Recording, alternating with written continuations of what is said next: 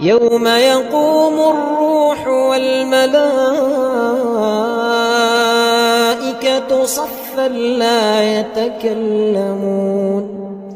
لا يتكلمون إلا من أذن له الرحمن وقال صوابا. ذلك اليوم الحق، فمن شاء اتخذ إلى ربه مآبا. إنا